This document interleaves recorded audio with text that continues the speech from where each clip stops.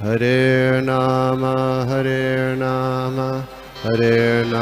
eva kevalam Kalo nasteva nasteva nasteva gatiranyata. Hare Nama eva kevalam Kalo nasteva nasteva nasteva gatiranyata.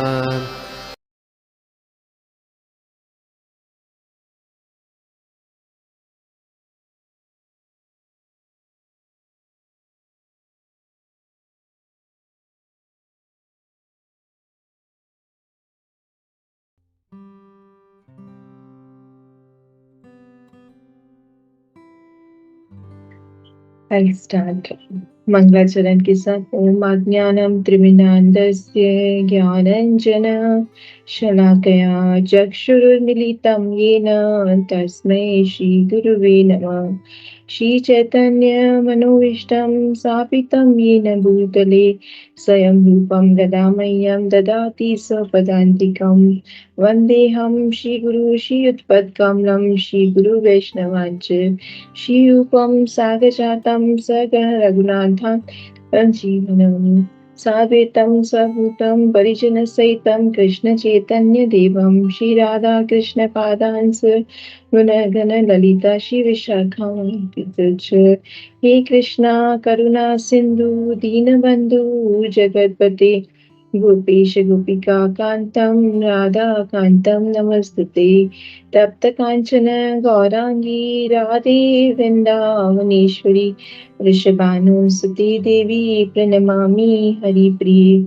वाञ्छाकल्पतरुभ्यश्च कृपा सिन्धुभ्येव च पतितानां पावनेभ्यो वैष्णवेभ्यो नमो नमः। जय श्री कृष्ण चैतन्य प्रभु नित्यानंद श्री अद्वैत गदाधर श्रीवासादि गौर भक्तवृंद।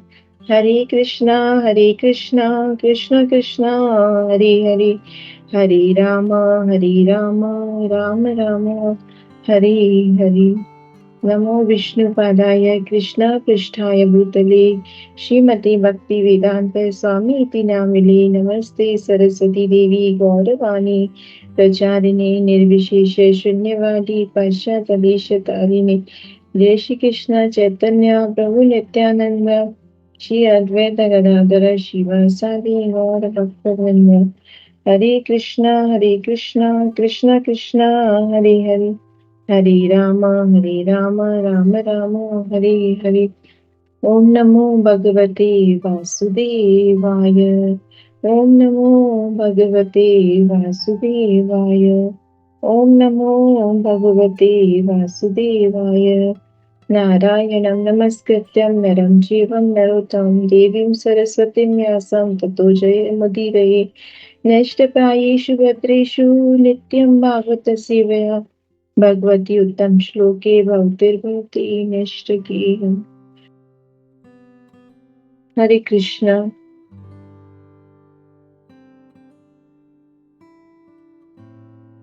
श्रीमद् भागवतम Canto 2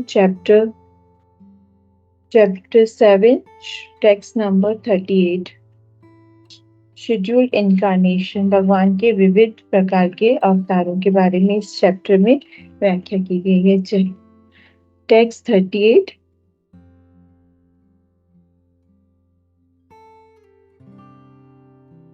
येहि अल्पेषु अपि सतां न हरे कथास्यु प्राशानि द्विजजना वृक्षाला न देवा स्वाहा स्वदा प्रश्वशत इति समगिरिन यत्रे शास्त्रा भविष्यति भगवान् युगा शास्त्रा भविष्यति कले भगवान् युग अन्ते। यही अल्पेषु अपि सततं न हरे कथास्यु प्राचीनान् द्विजना वृषाला न देवा स्वाहा स्वदा वृष्णिति समगिरो न यत्र शास्त्रा भविष्यति कले भगवान् युगा अन्ते। तात्पर्य अनुवाद। तत्पश्चात कलयुग के अंत में जब कथा कथित संतों तथा द्विजों के घरों में भी ईश्वर की कथा नहीं होगी, और जब सरकार की शक्ति निम्न कुल में उत्पन्न शूद्रों अथवा उनसे भी निम्न लोगों में से चुने गए मंत्रियों के हाथों में चली जाएगी, और जब यह यज्ञ विधि के विषय में कुछ भी, यहाँ तक कि उच्चारण भी ज्ञात नहीं होंगे, उस समय भगवान परम दंडदाता के रूप में प्रकट होंगे। बहुत सुंदर श्लोक, जैसे हमारा पहले से भगवान के अवतारों कल भी हमने माता जी ने बहुत अच्छे से उपधर्म के बारे में बताया कि कैसे गौतम बुद्ध के रूप में भगवान अवतार लेके आते हैं, और जो हमारे धर्म है उनके साथ साथ हमें उपधर्मों का पालन करने की शिक्षा देते हैं कि किस तरह से हम उपधर्मों का पालन करते हुए, अहिंसा का पालन करते हुए, और अहिंसा भी कैसे हम खाली वो शारीरिक अहिंसा न होकर मानसिक, जो मन से हमारे से अवतार होते हैं, उस हिंसा को, अहिंसा के पालन के लिए हम कृष्णा कॉन्शियसनेस से सबको और जोड़ सकते हैं, जिन्हें हम जानते हैं, जिनको भी हम प्रचार प्रसार कर सकते हैं, उसके माध्यम से एक तरह वो भी हमारे लिए अहिंसा के पालन में आती है कि जब हम भगवान कृष्ण से, हम जैसे हमारे ऊपर कृपा करके वैष्णवों ने, डेवोटीज ने हमें कनेक्ट किया है शिला प्रभुपाद से, वैसे ही हम और भी भक्तों को कनेक्ट करें। तो उस बारे में चर्चा हुई थी। अभी हम आज इस श्लोक में, बहुत सुंदर श्लोक है कि किस तरह से भगवान ने यहाँ पर शिला प्रभुपाद ने इस श्लोक के एक्सप्लेनेशन में समझाया है कि यहाँ पर इस कलयुग, तात्पर्य व शिला प्रभुपाद, जय शिला प्रभुपाद, यहाँ पर इस कलयुग के अंतिम चरण में भौतिक जगत की निष्कृष्ट अवस्थाओं के लक्षणों का उल्लेख हुआ है। इन अवस्थाओं का सार समाहार ईश्वर विहीनता है, और यहाँ पर तथाकथित अंत और समाज के उच्च वर्ग, जिन्हें सामान्य रूप से द्विजजन कहा जाता है, नास्तिक हो जाएंगे, फलते वे ईश्वर का पवित्र नाम भूल जाएंगे, और उनके कार्यकलापों की तो बात तो दूर ही रही। तो इस श्लोक में जो मैं इस पॉइंट को समझी, मैंने इस श्लोक को वेरी नाइस वर्ड्स, और मैंने इसमें ये बहुत एक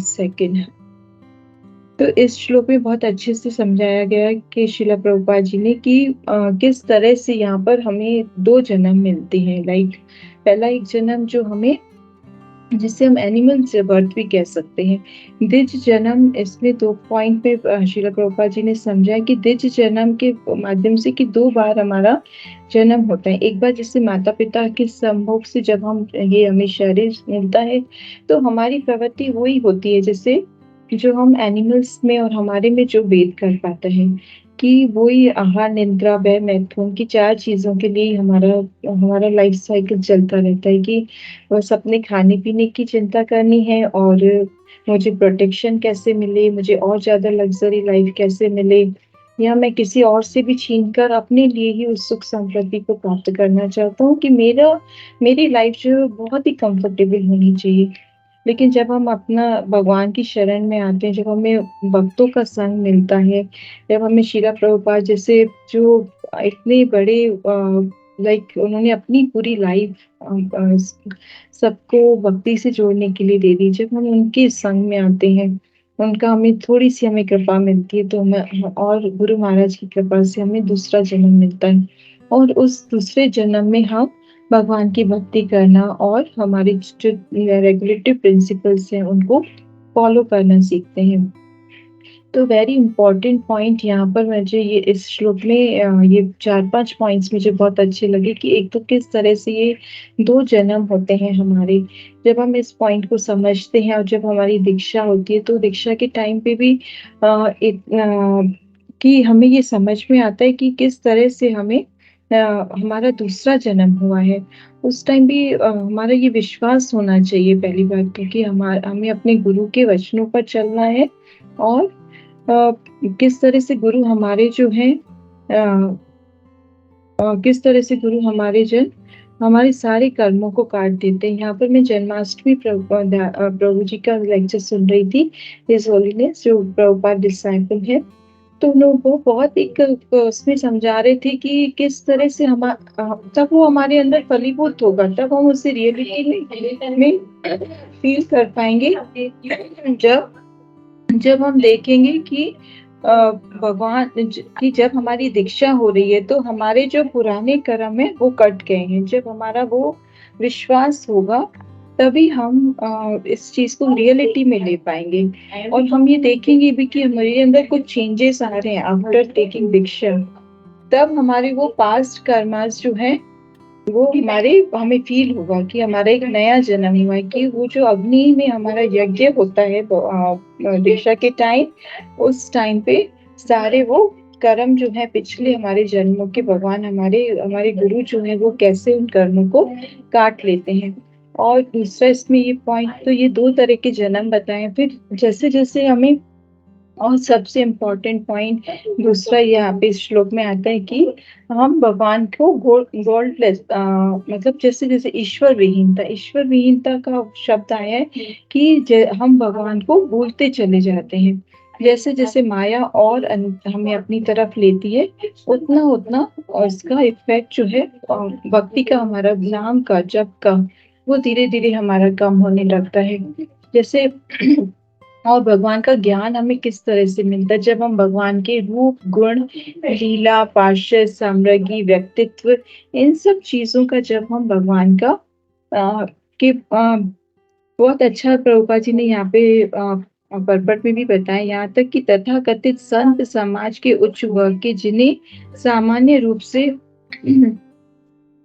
जैसे सामान्य रूप से, सॉरी माता जी, प्रभु जी, रूप से द्विज जन कहा जाता है, वो भी नास्तिक हो जाएंगे। फलते भगवान के पवित्र नाम को भूल जाएंगे और उनके कार्यकलाप की तो बात ही दूर रही। समाज के उच्च वर्ग, समाज के भाग्य विधायक, ज्ञानी पुरुष, समाज में शांति व्यवस्था के उत्तरदायी प्रशासक वर्ग तथा समाज की आर्थिक उन्नति के प्रदर्शक व्यवसायी वर्ग, इन सबों को परमेश्वर के रूप का पूर्ण ज्ञान होना चाहिए। तो यहाँ पर एक इम्पॉर्टेंट पॉइंट आता है कि पूर्ण ज्ञान हमें भगवान के बारे में कैसे मिल सकता है, जब हम भगवान के नाम, रूप, गुण, लीला, पार्षद, साम्राज्ञी, व्यक्तित्व आदि से परिचित होंगे, तब हमें भगवान का के बारे में पूर्ण ज्ञान मिलेगा। और नाम की भी महिमा हम देखते हैं कि नाम कितना भगवान, चैंटिंग पे हम कितनी इम्पोर्टेंस देते हैं, कि चैंटिंग जो है वो हमें अफर्मेशन के साथ शुरू करनी चाहिए कि भगवान ये मेरा जो चैंटिंग मैं क्यों कर रही हूँ। महात्मा प्रभु अपने जपा रिट्रीट में हमेशा समझाते हैं, पहले आप अपने आप से पूछें कि मैं जप क्यों करना चाहता हूँ। और इम्पोर्टेंट जो अफर्मेशन है उनको जब हम बोलकर जप शुरू करते हैं तो उसका बहुत अच्छा इफेक्ट आता है हमारे जप के ऊपर, और हमें वो कुछ अचीवमेंट, एक भगवान की तरफ एक हमें प्रसन्नता की प्राप्ति होती है कि भगवान ये मेरा रिश्ता जो है वो आपसे टूट गया है, और उससे जोड़ने के लिए मैं I want to repair my broken relationship with you Lord Krishna and Radha Rani, इसलिए मैं आपका जप करना चाहता हूँ। मुझे आप अपनी सेवा में इंगेज करिए, इसलिए मैं आपका जप करना चाहता हूँ। और बार बार वो जप करते करते हमारी जब ये प्रार्थना निकलती है कि I back to your lotus feet, भगवान मैं योग्य तो नहीं हूँ पर मैं आपकी शरण में आई हूँ, मुझे आप अपनी सेवा में लगाइए, मुझे आप अपने दास के रूप में स्वीकार करिए। और मतलब मेरा ये हार्ट जो है वो आपके लिए है और इसमें और कोई नहीं है। तो जब हम ऐसे प्रार्थना करते हैं तो भगवान हमारे ऊपर मर्सीफुल होते हैं और हमें भगवान की शरण में आकर हमें, और इसमें इतना बहुत अच्छा इम्पोर्टेंट पॉइंट जन्माष्टमी प्रभु बता रहे थे कि कैसे भगवान फिर हमारे ऊपर कृपा करते हैं। उसको भी उन्होंने एक अच्छे, बहुत अच्छे श्लोक से, जो मुझे पूरा याद नहीं है लेकिन इट इज 10.14.8 तथा अनुकल्पम कल्पम, जो इस श्लोक के माध्यम से बता रहे थे कि किस तरह से जब एक बच्चा जो है उसे चाहे कितनी भी खुशियां मिले, लेकिन अगर उसे पेरेंट्स से उसको अलग कर दिया जाए तो वो खुश नहीं रह सकता है। उस तरह से अगर हम भगवान से दूर हैं तो हम खुश नहीं रह सकते हैं। जो इसी तरह से हमें जो खुशी मिलेगी, हमें जो आनंद, क्योंकि हमारे भगवान जो है वो भी आनंद स्वरूप है और हम भगवान की शरण में रहकर ही खुश रह सकते हैं। तो इसमें वो बहुत अच्छा बता रहे थे इस बच्चे के एग्जाम्पल से कि हम कैसे खुश रह सकते हैं। हम भगवान की भक्ति करते हुए कृष्णा कॉन्शियसनेस में अपने रेगुलेटरी प्रिंसिपल्स फॉलो करते हुए डिवोटीज के एसोसिएशन में रहकर हम खुश रह सकते हैं। क्योंकि एक तरह से मुझे भी फील होता है कि हमारी जो कुछ भी मटेरियल डिजायर्स हैं उसको जब हम कृष्णा कॉन्शियसनेस से कनेक्ट करते हैं, कहीं घूमने जाने की, तो या तो हमारा एक संडे प्रोग्राम फिक्स हो जाता है कि हम संडे को हमारी आउटिंग रहती है कि हम भगवान की भक्ति के लिए, भगवान के दर्शन के लिए हमारा जाने का मन करता है। फिर डिवोटीज से मिलते हैं तो वो हमारा फ्रेंड्स, जो हम कहीं अगर हम बिल्कुल दूर हैं, जैसे हम पर्सनलिस्ट की, जैसे कि हम सब चीजों को त्याग दें, बहुत ही अलग तरह की विरक्त होकर वैराग्य के साथ जीवन जिए, तो that is very difficult. Practically भी हम उस चीज को लंबे टाइम तक फॉलो नहीं कर सकते हैं। बट हमारा जो कृष्णा कॉन्शियसनेस है, I feel sometime very fortunate कि हम लोग कृष्णा कॉन्शियसनेस से कनेक्ट हुए हैं, जिससे हम भक्ति भी कर सकते हैं और हम मतलब आनंद में भी रह सकते हैं।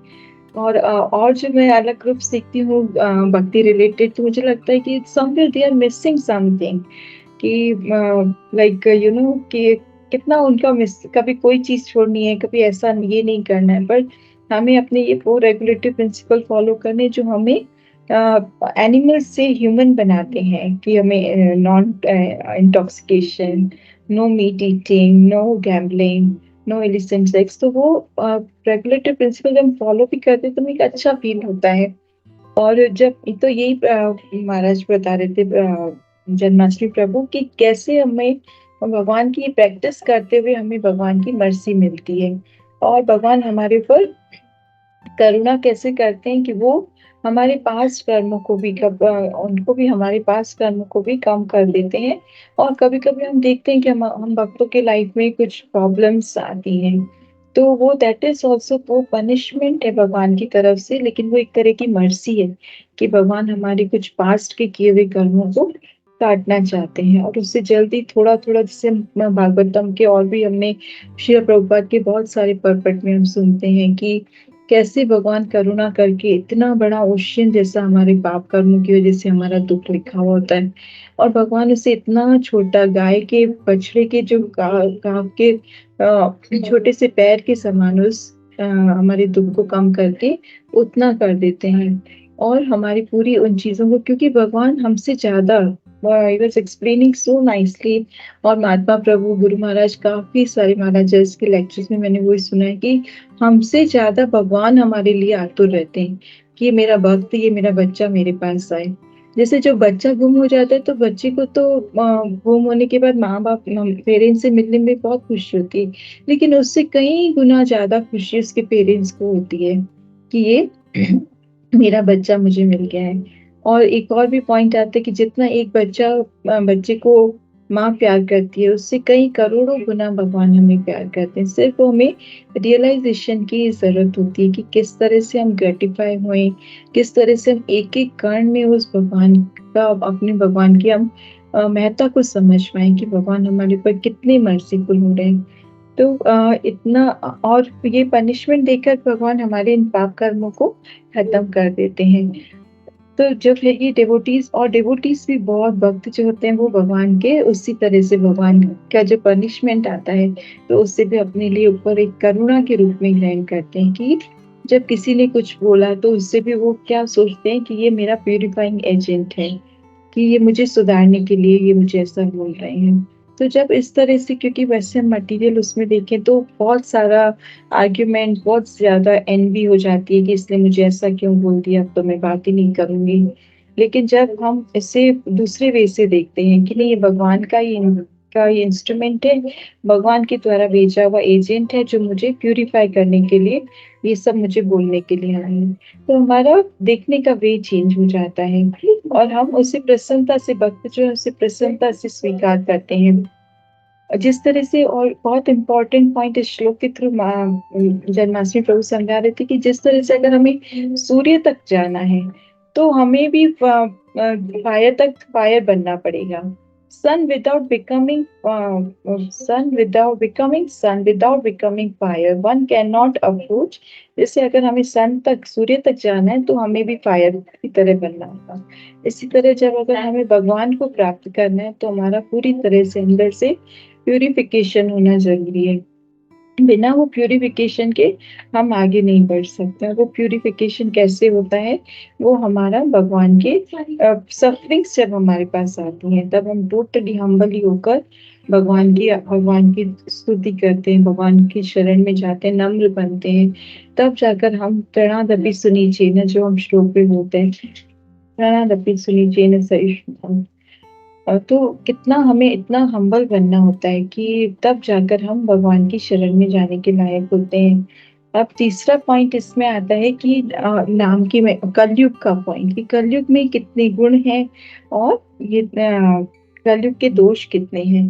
कलयुग में सबसे इम्पोर्टेंट गुण आता है कि उसमें हमें ज्यादा, जैसे सतयुग में हम बहुत टाइम तक तपस्या करनी होती थी बिना खाए पिए। ध्रुव महाराज का हम एग्जाम्पल देखते हैं या और भी एग्जाम्पल्स देखते हैं, तो उसमें बहुत करोड़ों सालों तक तपस्या करनी होती थी। लेकिन यहाँ पर हम देखते हैं कि कलयुग में भगवान एक ही, जब हम संकीर्तन मोमेंट से जुड़ते हैं, भगवान की लीलाएं, एक और भी मैंने लेक्चर सुना था सावित्री माता जी का, सो शी वाज से एक्सप्लेनिंग सो नाइसली कि कैसे वो ना भगवान की लीलाएं अभी भी चल रही हैं और हम भी उस लीला के एक पार्ट में हैं।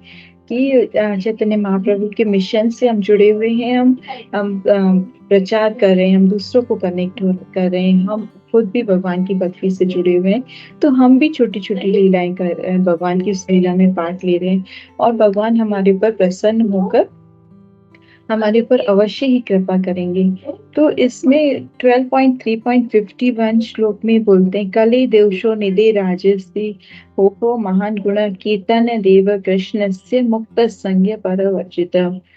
My dear king, although Kali Yuga is an ocean of faults, there is still one good quality about this age.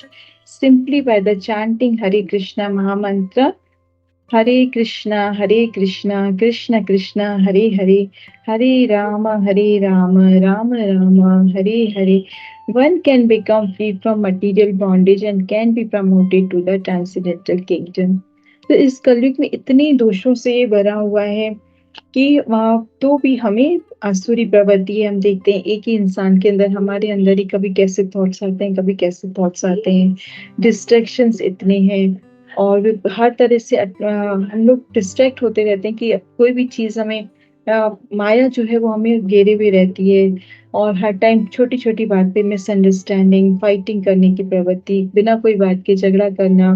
तो ये सब कलयुग के दोष हैं। और कलयुग का गुण क्या है कि हरिनाम संकीर्तन से प्यूरिफिकेशन मिलता है, एक सुप्रीम पीस की प्राप्ति होती है जब हम भक्तों के साथ मिलकर संकीर्तन करते हैं। और ये सब करते करते हमें इस बर्थ और डेथ के सर्कल से हम मुक्त होकर भगवान के प्रेम को प्राप्त। और कितना हमें प्रभुपाद जी यहाँ तक भी और सब में हम देखते हैं कि मोक्ष तक आकर धर्म अर्थ काम मोक्ष, इस मोक्ष की स्टेज पर आकर स्टॉप हो जाते हैं। लेकिन हमें श्रीला प्रभुपाद जी उससे भी बढ़कर आगे बताते हैं कि जब हम उस मोक्ष की कामना को भी छोड़कर हम भगवान की शरण ले लें और भगवान के हाथ में सब कुछ सरेंडर कर दें, as you desire so Krishna.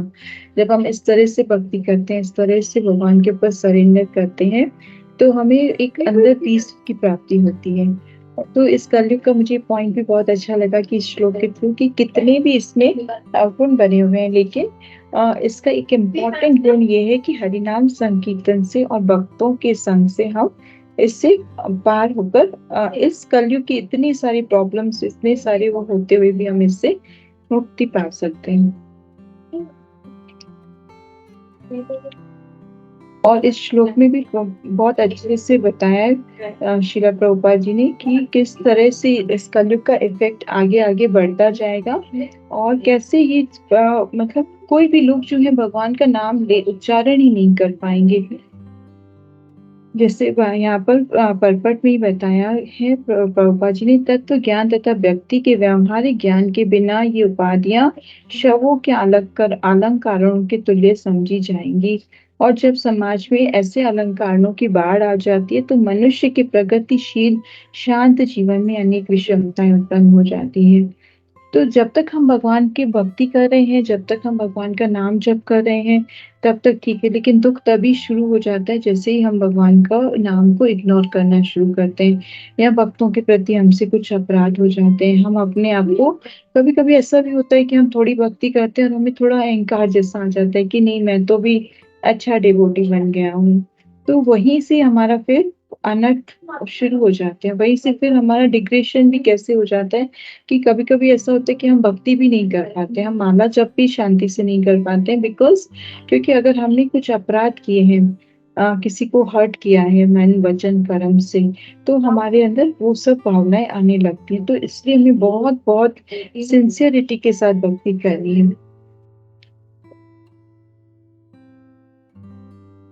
अनेक द्विज की समाज के उच्च वर्गों में प्रतिष्ठित या संस्कृति का अभाव होने से अब वे द्विज जन कहलाने के अधिकारी नहीं रहते हैं। द्विज की महत्ता की व्याख्या इन महान ग्रंथों में अनेक स्थलों पर मिलती है, किंतु यहाँ पुण्य बता देना अभिशिष्ट है कि ये जो 2 पॉइंट थे कि जिसमें आई वाज़ टेलिंग कि 2 तरह का हमारा जन्म होता है। एक तो जन्म जो पशु जन्म, और दूसरी बार जब हमें जन्म मिलता है जब हम अपनी दीक्षा लेते हैं। तो इस तरह से इस श्लोक में बताया कि आगे कैसे-कैसे कर धीरे-धीरे जो है भक्ति से ईश्वर विहीनता आती जाएगी और इंसान जो है वो भक्ति करना भूल जाएँगे। दूसरा, जैसे अगर ब्राह्मण कुल में जो जन्म लिया है उन्होंने, वो अपनी ब्राह्मण उसको भूलकर नॉर्मल शुद्ध दूसरे और कार्य करने लगेंगे। क्यों? क्योंकि उनको वही पैसे का, कि हमें पैसे ज़्यादा चाहिए, इस काम में हमें इतना प्रॉफ़िट नहीं हो रहा है, तो हम ये भी काम कर सकते हैं। तो इस तरह से वो अपनी जो उनका जो प्रोफ़ेशन है, जिस जिस उसमें उन्होंने जन्म लिया, उसको छोड़कर वो अलग कार्य करने लगेंगे और धीरे-धीरे जो भगवान की भक्ति है, उसमें उनका कम होता जाएगा और तब से फिर वो दुःख का कारण बनना शुरू होता है। कलयुग में समाज की प्रशासन शक्ति असंस्कृत ईश्वर विहीन श्रमजीवी वर्ग के हाथों में चली जाएगी और नरदेव अर्थात सरकारी मंत्रीगण, वृषल अर्थात समाज के निम्न असंस्कृत लोग होंगे। तो धीरे-धीरे जो, जैसे हम राजा परीक्षित के लिए देखें तो राजा परीक्षित जब तक थे वो कैसे अपनी प्रजा को इन सब चीज़ों को से भी छुड़ाकर बहुत अच्छे से चलाकर चल रहे थे। लेकिन अब जैसे-जैसे कलयुग बढ़ता जाएगा तो जो पूरा गवर्नमेंट है, इस एक श्लोक में प्रभुपाद जी ने एक्सप्लेन किया कि गवर्नमेंट भी कैसे शूद्र लोगों के, जिन जो अनएजुकेटेड पीपल है, जैसे अभी भी हम देखते हैं कि कितनी सारी सीट्स रिजर्व कर दी जाती हैं शेड्यूल्ड कास्ट लोगों के लिए, जिनके अंदर न तो क्वालिफिकेशन है न क्या, फिर जिस तरह का वो प्रभाव दिखाएंगे उस तरह का जनता के ऊपर भी प्रभाव होगा। जैसे हम देखते हैं कि दुर्योधन को क्यों हम लोग राजा के रूप में नहीं, क्योंकि उनका वो जो चोर और कपट था वो इट वाज मतलब धर्म के अनुकूल नहीं था, अधर्म की तरफ था।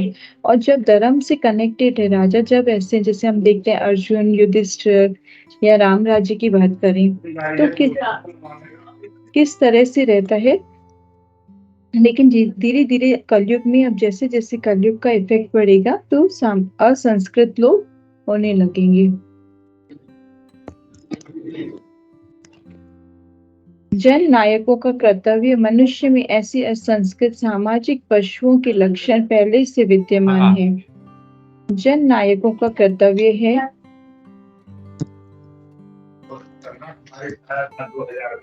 हाँ अच्छा अच्छा स्पीकर चालू, हाँ स्पीकर में। जन नायकों का कर्तव्य है कि इस और ध्यान दें और तत्व ज्ञान में प्रशिक्षित द्विज लोगों को प्रतिष्ठित करके सामाजिक सुधार में, व्यवस्था में सुधार लाने का प्रयास करें।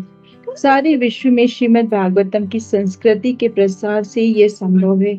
मानव समाज की अधोगति होने पर भगवान कल की अवतार के रूप में प्रकट होते हैं और निद्रिय बनकर असुरी लोगों का वध कर देते हैं।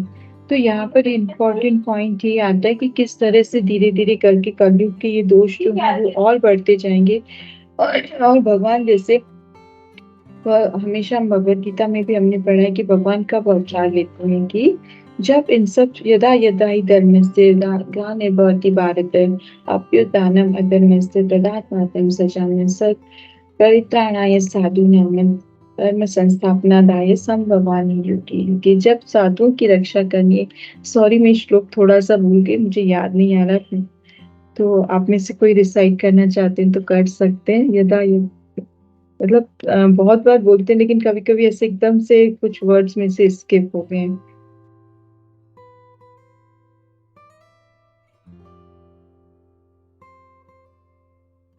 तो भगवान जो है तब अवतार लेकर आते हैं जब इस तरह से कलयुग जो है या इस तरह से विनाश की स्थिति चरम सीमा पर पहुंच जाती है, और तब भगवान अपना अवतार लेके आते हैं। तो इसमें फिर लास्ट में श्रील प्रभुपाद जी ने समझाया कि कल की अवतार जो है भगवान तब कलयुग के अंत में कल की अवतार लेकर आएंगे, और फिर जो भी दुष्ट आत्माएं हैं, जो भी समाज को और ज्यादा खराब कर रही हैं, और तो उन्हें दंड देने के लिए कल की अवतार जो है भगवान जो है वो कल के रूप में अवतार लेकर आएंगे। यहाँ पर एक अच्छा बहुत पॉइंट समझा रहे थे जन्माष्टमी प्रभु कि किस तरह से हमें अपना सेक्रीफाइस भी बहुत करना चाहिए कि इस मिशन को कृष्णा कॉन्शियस मिशन को आगे बढ़ाने के लिए, हमें दूसरे लोगों को भी भक्तों को कनेक्ट करने के लिए।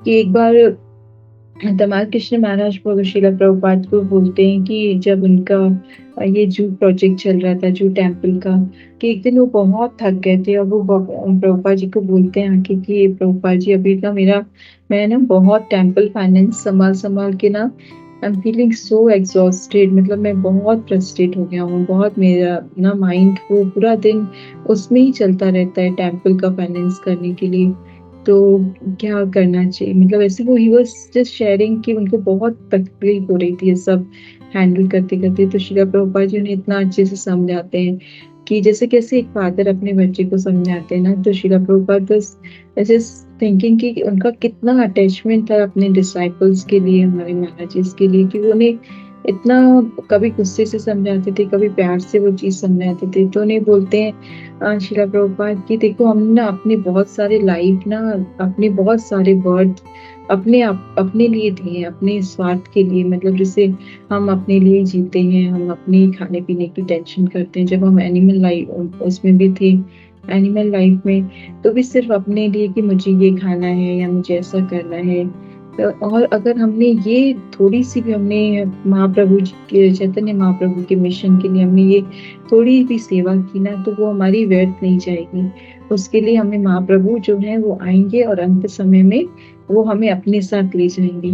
तो कभी कभी वो लगता है कि इतने सेक्रीफाइसेस जब हम प्रभुपाद लीलामृत भी पढ़ते हैं तो इतना लगता है कि कितना उन्होंने किया है। हम छोटे छोटे, जैसे मैं अपनी बात करूंगी, छोटी छोटी तकलीफों के लिए हम सोचते हैं कि अच्छा ऐसा नहीं है, ऐसा नहीं है, अभी ये चीज हो तो ज्यादा अच्छा हो, लेकिन उन्होंने इतने सेक्रीफाइस किए। और ये पॉइंट पढ़ के मुझे इतना it was so heart touching कि वाकई हम इतनी पूरी लाइफ जो है सिर्फ अपने लिए ही सोच के, इतने जो भी हम बर्थ लेते आए सिर्फ अपने बारे में ही सोचते हुए है कि खुद को कैसे कंफर्टेबल रखना है, खुद को कैसे लग्जरी लाइफ देनी है, सिर्फ अपना अपना ही कंफर्ट। लेकिन उससे निकल कर जब हम सबके लिए कुछ करते हैं, जैसे अब जू टेम्पल है या जो भी हमारे इस्कॉन के टेम्पल है, उसमें इतने और भक्त भी आते हैं, और कितना I was feeling so great कि उनको एक माला देते हैं कि कभी तो उनके मुख से वो नाम निकले, कि उनको एक माला जप करने के लिए देते हैं कि आप बैठ के एक माला जप करके जाओ, तो उन्हें एक याद भी रहेगा कि हम कभी इस मंदिर में गए थे और हमने एक बार 108 बार मंत्र का जप किया था। तो इट वाज सो ग्रेट कि चलते फिरते भी उनको हरे कृष्णा का कीर्तन चलता रहता है। कीर्तन में तो जो लोग हैं इतना माया में फंसे हुए हैं, कभी उनके लिए करुणा उनके हृदय में थी, शिला प्रभुपाद के हृदय में, कि हम लोग भी ऐसे भटकते रहते थे, हमें अपने शेल्टर में लेकर और हमें ये भगवान से, कृष्णा से कनेक्ट करना, जो कि मतलब जिसका एक वो इट्स परमानेंट पीस ना, कि हमें एक परम आनंद की प्राप्ति होती है, जो ऐसा नहीं है कि हमें एक छोटी सी खुशी मिल गई, मटेरियल चीज मिल गई और वो खत्म हो गया। It is more and more. जब हम और कनेक्शन में फील करते तो हमें फील होता है कि हम और चैंटिंग करते जाएं, भागवतम पढ़े तो हम और भागवतम पढ़ते जाएं, शीला प्रभुपाद की कथाएं सुने तो और सुनते चले जाएं।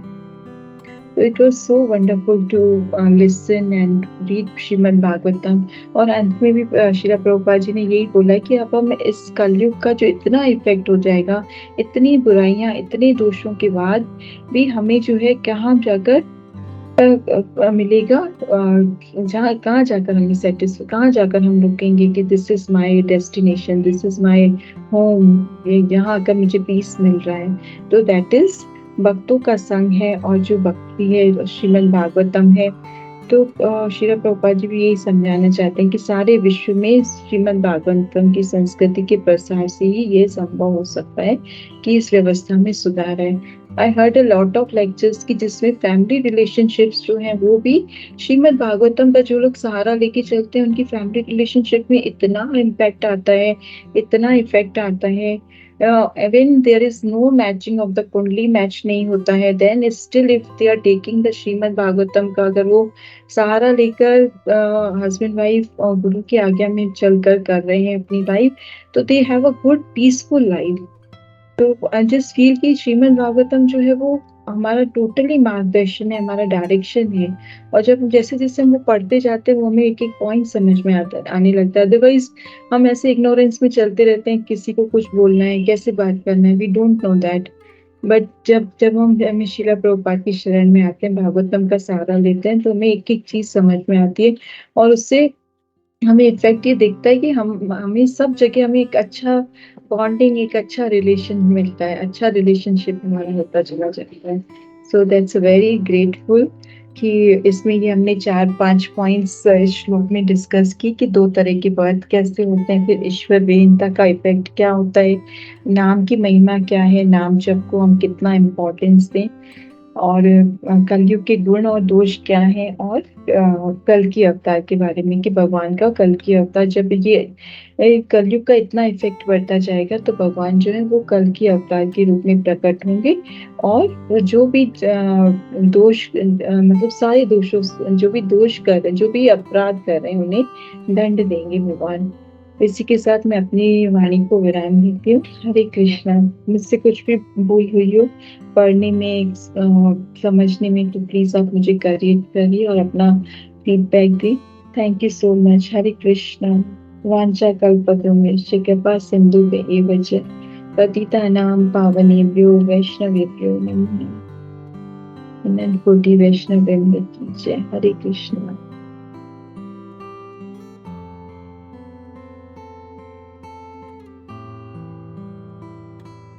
हरे कृष्ण माता जी, धन्यवाद प्रणाम। हरे कृष्ण। फर्स्ट ऑफ ऑल बहुत बहुत थैंक यू माता जी कि ये मुझे सेवा इमरजेंसी में लिया। एंड एक्चुअली मुझे याद है हम लोग आपको पहले 15 दिन पहले दिया करते थे तो श्लोक का प्रिपरेशन के लिए, लेकिन आई वाज सरप्राइज खाली 2 दिन बचा था आपने क्लास ले लिया, मतलब मैं लेती हूँ। I was very much surprise. And इसे दिख रहा था कि ये कैसे मतलब जो है आप लोग अच्छे धीरे धीरे प्रोग्रेस कर रहे हो, तो इट्स वेरी नाइस थिंग। एक तो सेवा भी लिया, प्रिपरेशन भी किया और बहुत अच्छा क्लास भी दिया आपने मतलब।